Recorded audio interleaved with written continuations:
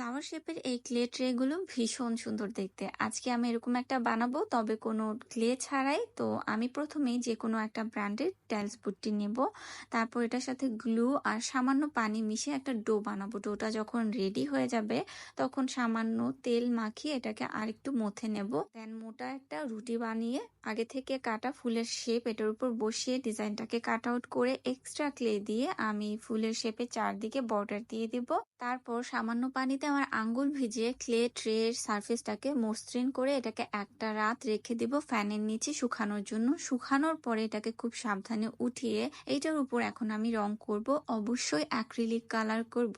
এক্ষেত্রে আমাদের মনে রাখতে হবে, আমরা যদি বড় কোনো অবজেক্ট বানাই তাহলে এই ক্লেটা ইউজ করতে পারবো। রংটা শুকিয়ে গেলে এটার উপর বার্নিশ অ্যাপ্লাই করে সেটাকেও শুকিয়ে নেব। তো ফ্লাওয়ার শেপের এই ক্লে ট্রের ভিডিও তোমাদের কেমন লেগেছে কমেন্টে জানাও। ভিডিও ভালো লেগে থাকলে একটা লাইক করে দিও।